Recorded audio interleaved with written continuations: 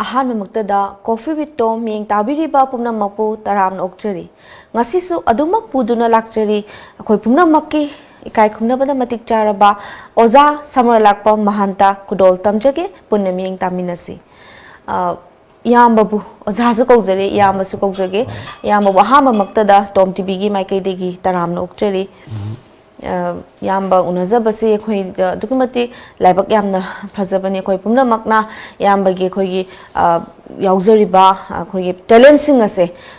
masing dokumenti yamna yaubiri bani na akoi madugi khangjanaba tanja adu koi lauzabani ahana maktada yamba ge poknapham lamdam ade apokpi ima baba ade loina bi icha mingkari kaubi ge habadu hana koi pumna makna khangjage hoi Tom TV yang biriba kudima pusa aina aham na koram jari ai iming Samurailatpam Mahanta Sharma ai sagoman thakim le tegini ai popi ba koi pabung gi mingdi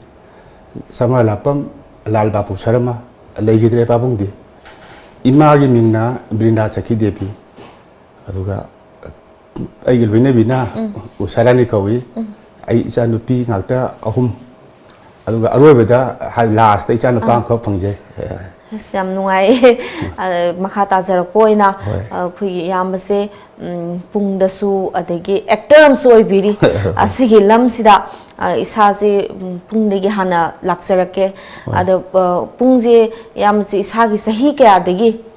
tamba hobi rakhibano ozai kanai makhada tambirake habitu khastang thambi pungse aina sei 12 thoi so saida adum kantor pa haitare tamba horoki haibitare ai ahamba ai adi guru di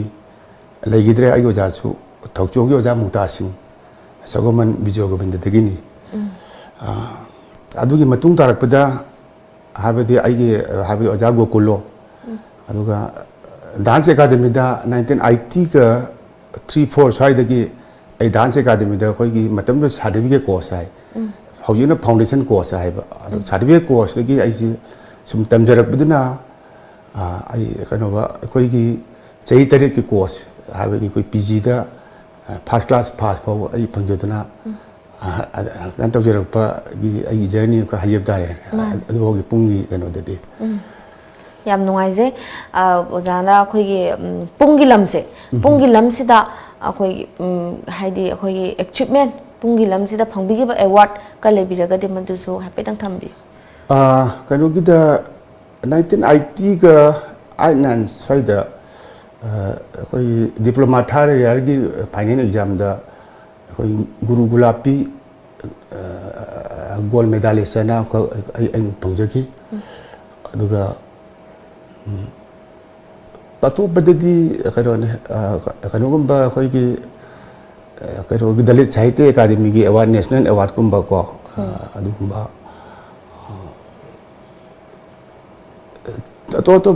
kanu gi ba koi gi Asian culture gi adagi NADC gi singba certificate pung ko ba khara bi lai gare ya mathang haidi apik pade achou phabu ki manung sida mathang lai bi ren tak pi yam nungai je makhata sathajar poina pungi lamsida laga film gi line sida amu yam base khongda bi rakhi masi punga film gi se kanan hena pam bi rakhi ge hawrok padade ngali ngai di aidi film di yam ngaujarak pa film yam nu sijaba film yam pamjarak ki bai tare aigi ka twase matam du yam nusi habadi akoi babung si taseng badi ka sampal lemjim lekai digini aiju ka sampat ki akoi gi segaro school la hane blind school jo hane basida ai matam dai class 4 5 kumba ka ba matam sida akoi gi nene usawai gi ka mathaki dolan mathaki da akoi hap thaba matam sida ko gitar am taraga matam gi kuthang namjen oidera khang hau de ko kan taw se adu gi film nam men taw de ko si hap tha bi kang si in ki ko de ko si film nam men taw ko myam sa da myam ni yeng se le ko soro ki suna kan camera ga pala ri taw pi mu kup chal de suna kan gitar ta 필름지 아이는 뭐지 필름지 밤새기더라고 그래도 하반지는 뭐지 가오르네 베이지고 되게 그 사다 그러지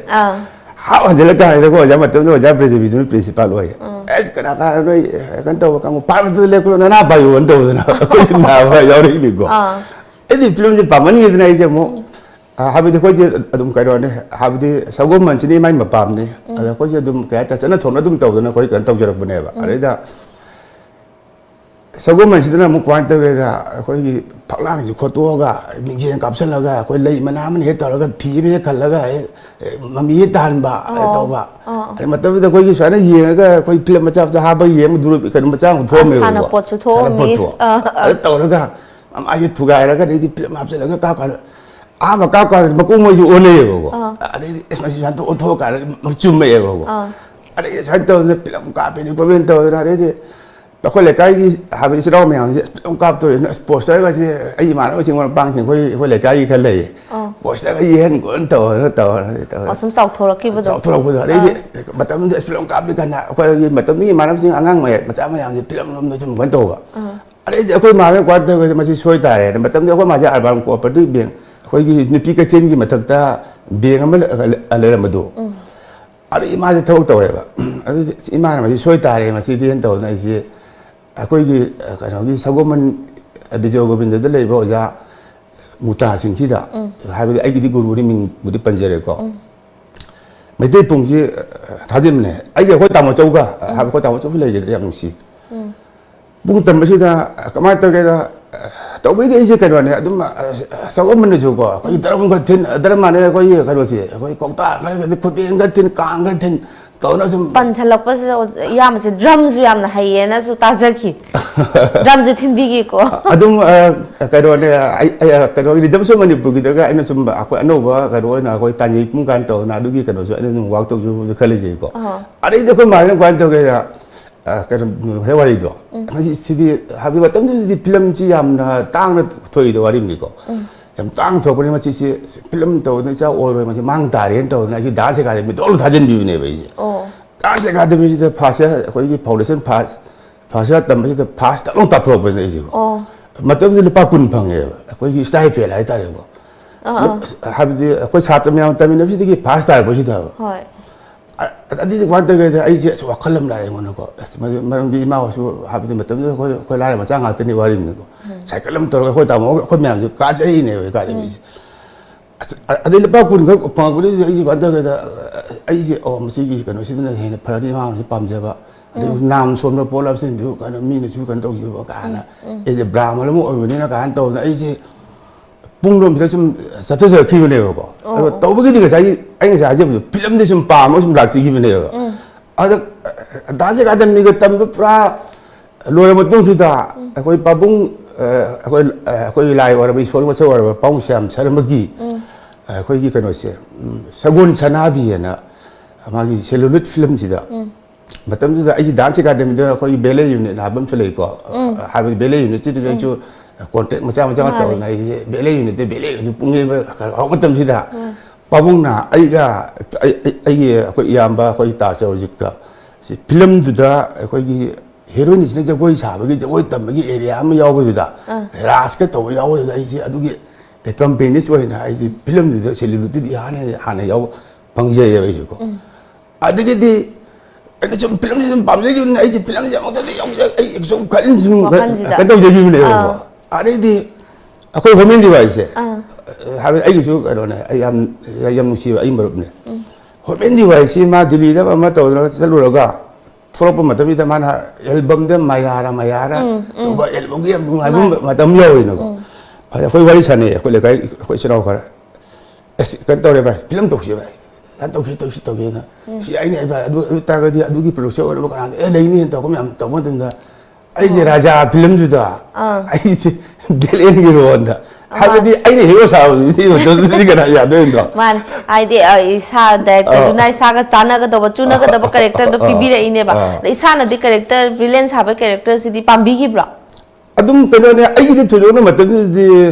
billion cái album happen nó tới ai film pam chơi cái đó art pam film pam chơi cái đó ada adugi matang bigo berina ai bai kai de tau si da tau sian tau na yes adu degi ꯑꯩꯈꯣꯏꯒꯤ ꯀꯩ ꯍꯥꯏꯇꯥꯔꯦ ꯑꯩꯈꯣꯏꯒꯤ digital film ꯍꯥꯏꯒꯗ꯭ꯔꯥ video film ꯍꯥꯏꯒꯗ꯭ꯔꯥ ꯍꯧꯖꯤꯛꯀꯤ ꯑꯣꯏꯔꯤꯕ ꯆꯠꯂꯤꯕ ꯂꯥꯛꯏꯕ ꯁꯤꯒꯤ ꯇ꯭ꯔꯦꯟꯁꯤꯗ ꯑꯩꯁꯦ ꯑꯍꯥꯟꯕ ꯑꯣꯏꯗꯣꯏꯅꯦꯕꯀꯣ ꯑꯗꯨꯒ ꯑꯩꯒꯤ ꯀꯦꯔꯦꯛꯇꯔ ꯅꯠꯇꯕꯤꯗ ꯉꯁꯥꯏꯒꯤ ꯁꯣꯔꯤ ꯑꯦꯀꯝꯄꯦꯅꯤꯁ ꯑꯣꯏꯅ ꯀꯩꯅꯣ ꯇꯧꯕꯗꯨꯅ ꯄꯥꯎꯡ ꯁꯥꯡꯕꯁꯤꯅ ꯑꯃꯨꯛ ꯍꯥꯟꯗꯣꯏꯅꯦꯕ ꯑꯩꯁꯦ ꯃꯥꯅꯦ ꯌꯥꯝ ꯅꯨꯡꯉꯥꯏꯖꯩ ꯑꯗꯨꯗꯤ ꯏꯌꯥꯝꯕꯅ ꯈ꯭ꯋꯥꯏꯗꯒꯤ ꯄꯥꯝꯖꯈꯤꯕ ꯐꯤꯂꯝꯗꯒꯤ ꯑꯩꯈꯣꯏꯒꯤ ꯁꯤꯟ ꯗꯥꯏꯂꯣग ꯃꯆꯥ ꯑꯃꯇꯪ ꯑꯩꯈꯣꯏꯗ ꯈꯨꯗꯣꯜ ꯇꯝꯕꯤꯔꯒꯗꯤ ꯌꯥꯝ ꯅꯨꯡꯉꯥꯏꯅꯤ ꯑꯩꯈꯣꯏꯒꯤ ꯚ꯭ꯌꯨअꯔꯁꯤꯡꯗ ꯈꯨꯗꯣꯜ ꯇꯝꯖꯒꯦ ꯐꯤꯂꯝꯗꯤ ꯍꯣꯏ ꯑꯩꯅ ꯀꯩꯅꯣꯅꯦ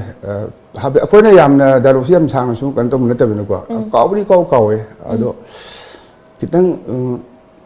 ꯈꯔ ꯅꯧꯕꯗ ꯍꯥꯏꯔꯒꯗꯤ ꯑꯩꯈꯣꯏꯒꯤ ꯑꯣꯖꯥ ꯕꯤꯖꯤꯒꯨꯞꯇꯔꯥꯏꯁꯝꯒꯤꯗ ꯑꯣꯏꯅ ꯑꯩ ꯃꯇꯦꯛ ꯑꯃ ꯅꯤꯡꯁꯤꯡꯖꯕ ꯑꯃ ꯈꯔ ꯂꯩ ꯀꯩꯅꯣꯒꯤ ꯑꯩꯈꯣꯏ ꯏꯆꯦ ꯁꯥꯟꯇꯤꯅ ꯑꯩꯒꯤ ꯏꯃꯥ ꯁꯥꯏꯌꯦ ꯃꯇꯝꯁꯤꯗ ꯑꯩꯒ ꯒꯣꯀꯨꯟꯒ ꯑꯩꯈꯣꯏ ꯀꯩꯅꯣꯒ ꯈꯠꯅꯔꯒ ꯒꯣꯀꯨꯟꯁꯤꯅ ꯆꯦꯟꯈꯤꯕꯁꯤꯗ ꯑꯩꯅ ꯊꯥꯡꯖꯧ ꯑꯃ ꯄꯥꯔꯒ ꯇꯥꯟꯅꯔꯨꯔꯒ ꯍꯜꯂꯛꯄꯁꯤꯗ 이마 바지기가 이마디 좀 실례비하거니 아두가 거 싱리는 거 시리 미세 좀 생각봐 눈 핫비네 이놈 눈 핫비네 लोरे याम फजे याम नुंगाई ताबदा हाइदी लोइगिबसे खंगौदबदो माइना फावे मखा चथाजर किद्रा काइना गाइजरी नि कोइ म्याम गाइजरी याम सांगदिद्रा कोइ गांगोदा लो माने याम नुंगाइजे खजिखक तौगिबदुदा कोइ म्याम गे थमोइबु पेंजबा मा फाउजे याम नुंगाइजे याम बाबु मखा चथाजर कोइना याम मखा ताना कोइगी पुंगी लंबिजिगा फिल्मगी लंबिजिगा अनिसे पार सप्पीबसे हाइदी मैनेज से तौनब होनबदा दुकु मतकति वाबिरंगनि आइना खंजै अद अनिमक से अदुम तौबिगद्रा नत्रगा अमा थादोक पिदोइरा अई ओइनदे अदुम पुन्ना चमिनबा हाबदि अई अदुम अइना हे लयिंगै हाइतारेको अइना पामजरकपा हाबदि अई इमानसु यान पामना पुंगी तमनगिबनि अदि अइनसु पामजबो ओइ अदुगा फिल्मगा पुंगसिदि अइना हे सिद्रिबाउदि हाइतारे माने अदुम चचगेना इदुम खंजै याम नुंगाइजे मतम सांगना मयामगी सेवा तौबिदना तो हाइजरी अखोइ मयामना सुकुइना उबा फंगजनबदो अदुनि खोइना यामना गसि थमजरीसे याम नुंगाइजे मखा चथाजरपोइना अखोइ ब्रेक मसा अमतंग यामदे याम लौजरका ब्रेक मसा अमतंग लौमिनसि व्यूअर्स ब्रेक मसा अमतंग लौमिनसि Musicians, singers, dancers, rappers, actors, comedians, any talent. The stage is waiting for you to showcase your hidden talent all over India through Mega Talent Show on Lamjingba Times of Manipur Private Satellite Television Channel, which is available at Tata Sky. Prizes: winner ₹1 lakh, first runners-up ₹80,000, second runners-up ₹50,000, 7 consolation prizes. Audition on 30th, 31st March, 1st and 2nd April 2019. Last date of enrollment 15 March 2019.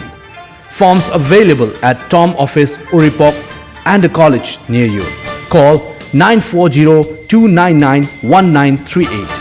Manipur ki ahanba 24/7 cab service oriba lamjingba cab service na miyam gi seba da leizari apamba service khanbiu economy rate ₹15 per kilometer, standard rate ₹25 per kilometer, luxury rate ₹55 per kilometer. Manipur gi district singi maruaina Mau, Senapati, Ukhrul, Manipur gi mapal gi lamsing loinana luhongba madi atai thodok singi damakta akhanaba discount pizari. Hena kupamarol gi dama contact tobirau 1800-1027-959 amadi 8794613154. Ekhoi gi website www.lamjingbacap.com.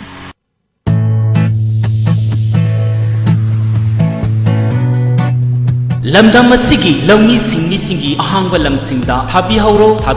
Mahindra company amadi Holland country gi Heiss ZPC company ga punna tissue culture tawraga puthokchaba asengba alu char iramdam asigi laibak le hawa yamna chunaraba alu angangba Lady Rosetta amadi alu angogba karfi jyoti makhal animak phambiragani supnatagi alu piece amana alu kg ama hena puthokpa ngamba alu makhalni iramdam asibu sabu ongnaba alu puthoklasi asengba alu char tharsi ꯑꯁꯤ ꯆꯥꯅꯅꯕ ꯑꯂꯨ ꯍꯨꯟꯗꯣꯛ ꯈꯥꯛꯅ ꯃꯇꯣꯟ ꯊꯣꯛꯂꯒ ꯁꯦꯝꯕ ꯑꯂꯨ ꯆꯥꯔ ꯊꯥꯔꯒꯨꯝꯁꯤ ꯍꯥꯏꯕ ꯈꯣꯜꯂꯥꯎ ꯑꯃꯒ ꯂꯣꯏꯅꯅ ꯆꯍꯤ 3 ꯆꯨꯞꯅ ꯆꯠꯊꯔꯛꯄ ꯃꯤꯁꯟ ꯑꯃꯒꯤ ꯃꯈꯥꯗ ꯄꯨꯖꯔꯛꯄ ꯑꯂꯨ ꯆꯥꯔꯁꯤꯡꯅꯤ ꯃꯤꯄꯥꯜ ꯇꯥꯡꯗꯅ ꯏꯔꯝꯗꯝ ꯑꯁꯤꯗ ꯑꯂꯨꯒꯤ ꯑꯋꯥꯠꯄ ꯂꯩꯍꯜꯂꯒꯨꯝꯁꯤ ꯂꯦꯡꯁꯤꯟꯕꯤꯔꯧ ꯉꯁꯤꯃꯛ ꯃꯍꯤꯟꯗ꯭ꯔ ꯇ꯭ꯔꯦꯛꯇꯔ ꯁꯣꯔꯨꯝ ꯃꯥꯂꯣꯝ ꯕꯖꯥꯔ ꯂꯤꯡꯊꯣꯏ ꯍꯥꯎꯁ ꯀꯛꯆꯤꯡ ꯕꯖꯥꯔ ꯑꯗꯣꯝꯒꯤ ꯑꯍꯥꯡꯕ ꯃꯐꯝꯁꯤꯡꯗ ꯑꯂꯨ ꯊꯥꯕꯤꯗꯨꯅ ꯏꯔꯝꯗꯝ ꯑꯁꯤꯗ ꯑꯂꯨꯒꯤ ꯑꯋꯥꯠꯄ ꯂꯩꯍꯜꯂꯒꯨꯝꯁꯤ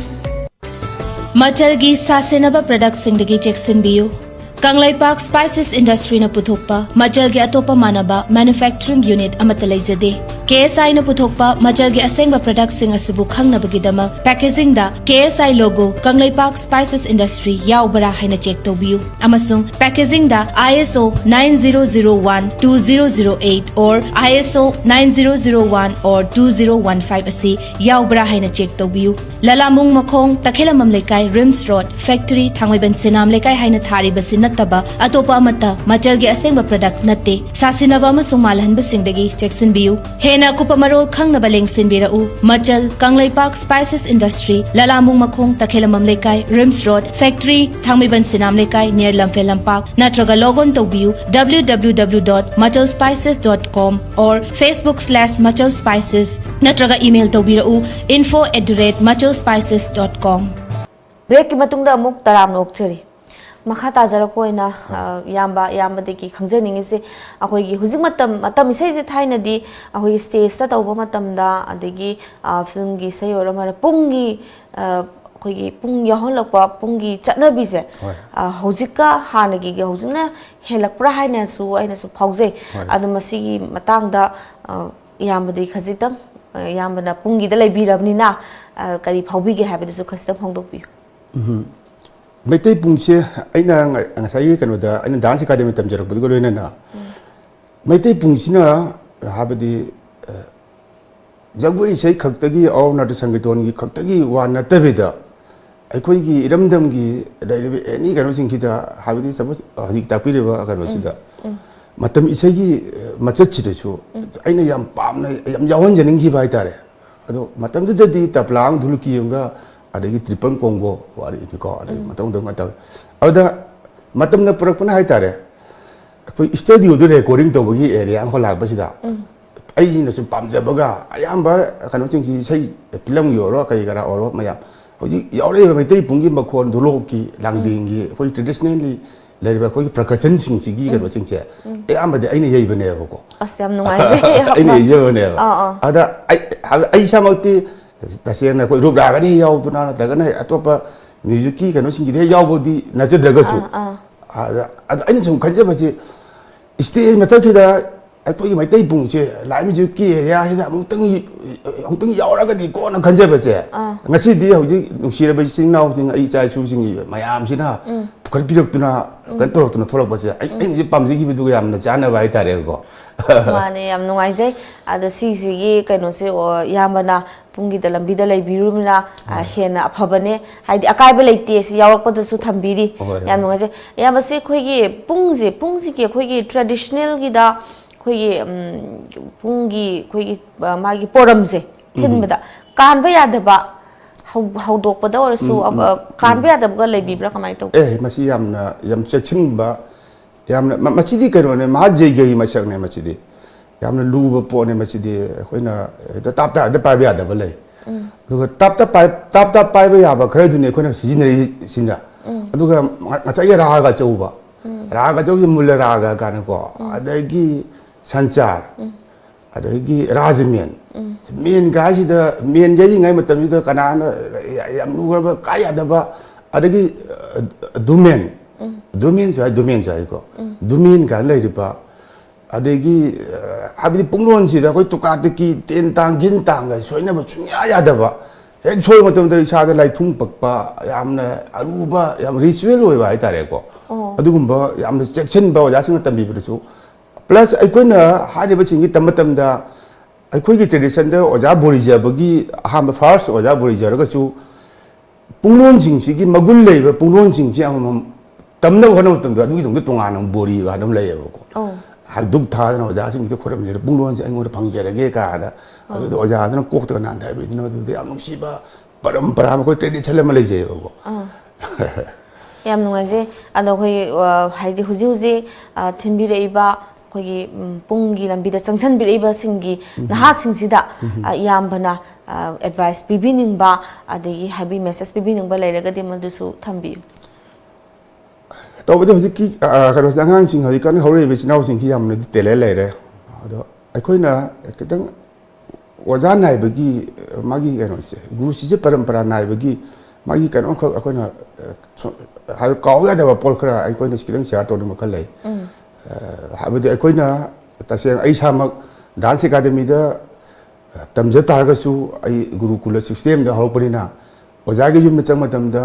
ꯁꯨꯃꯥꯡ ꯃꯇꯝꯗꯨꯗ ꯑꯩꯈꯣꯏ ꯁꯥꯏꯀꯜ ꯑꯦꯀꯥ ꯒꯥꯔꯤ ꯍꯥꯏꯇꯥꯔꯦ ꯁꯥꯏꯀꯜ ꯈꯥꯝꯃꯒ ꯈꯣꯡ ꯊꯅꯝꯃꯤ ꯑꯣꯖꯥꯒꯤ ꯍꯥꯏꯕꯗꯤ ꯌꯨꯝꯗꯨ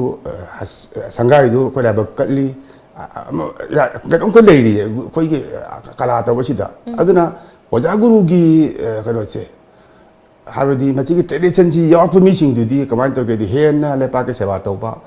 ꯀꯩꯅꯣꯁꯨ ꯑꯣꯏꯌꯦꯅ ꯑꯩꯁꯨ ꯀꯩꯅꯣ ꯇꯧꯖꯅꯤꯡꯉꯤ ꯍꯧꯖꯤꯛ ꯁꯝꯖꯤꯟꯅꯔꯛꯄ ꯑꯃꯅ ꯍꯧꯖꯤꯛꯇꯤ ꯅꯣꯡꯃ ꯂꯥꯛꯑꯃꯒ ꯃꯣꯕꯥꯏꯜ ꯐꯣꯟꯗ ꯄꯨꯡꯂꯣꯡ ꯈꯔ ꯅꯝꯈ꯭ꯔꯒ ꯑꯗꯨꯝ ꯍꯌꯦꯡ ꯑꯁ꯭ꯋꯥꯏꯗ ꯍꯦꯛꯇ ꯊꯔꯣ ꯑꯣꯜꯂꯨꯕ ꯀꯥꯡꯕꯨ ꯃꯌꯥꯝꯁꯨ ꯊꯣꯛꯂꯛꯑꯦꯕ ꯋꯥꯔꯤꯅꯤꯀꯣ ꯑꯗꯨꯗꯤ ꯌꯥꯔꯤꯈꯩꯗꯤ ꯑꯩꯈꯣꯏ ꯍꯥꯏꯖꯅꯤꯡꯉꯤꯅ ꯑꯗꯨ ꯃꯇꯝ ꯂꯥꯛꯀꯅꯤ ꯃꯣꯏꯒꯤꯁꯨ ꯃꯇꯝ ꯑꯗꯨꯝ ꯂꯩꯒꯅꯤ ꯅꯨꯃꯤꯠ ꯊꯥ ꯀꯩꯅꯣ ꯆꯥꯄꯣꯟꯇꯦ ꯑꯗꯨꯅ ꯉꯁꯥꯏꯒꯤ ꯑꯣꯖꯥ ꯒꯨꯔꯨꯁꯤꯡꯗꯨꯒꯤ ꯃꯥꯒꯤ ꯄꯔꯝꯄꯔꯥꯗꯨꯗ ꯈꯤꯇꯪ ꯆꯦꯛꯁꯤꯟꯅ ꯃꯁꯤꯗ ꯑꯩꯈꯣꯏꯁꯤꯗ ꯄꯨꯡꯂꯣꯟꯁꯤꯗ ꯂꯥꯏꯔꯣꯟ ꯃꯌꯥꯝ ꯌꯥꯎꯔꯤꯑꯕ ꯑꯩꯈꯣꯏꯅ ꯇꯧꯁꯤꯟꯕ ꯌꯥꯗꯕ ꯂꯥꯏꯔꯣꯟ ꯃꯌꯥꯝ ꯑꯃ ꯃꯔꯝꯗꯤ ꯃꯤ ꯂꯩꯈꯤꯗꯕꯗꯨ ꯑꯇꯃꯥ ꯁꯥꯟꯇꯤ ꯑꯣꯏꯅꯕꯒꯤꯗꯃꯛꯇ ꯌꯩꯔꯤꯕ ꯄꯨꯡꯗꯨ ꯐꯥꯒꯤ ꯌꯥꯕ꯭ꯔꯥꯅꯦ ꯍꯥꯏꯕꯗꯤ ꯑꯩꯒꯤ ꯏꯄꯥ ꯏꯃꯥ ꯑꯃꯁꯦꯅ ꯁꯃꯨ ꯃꯈꯣꯡꯗ ꯄꯨꯡ ꯌꯩꯕ ꯃꯛꯇꯤ ꯊꯤ ꯌꯥꯔꯣꯏꯕ ꯑꯩꯅ ꯍꯥꯏꯖꯩ ꯋꯥꯔꯤꯅꯤꯀꯣ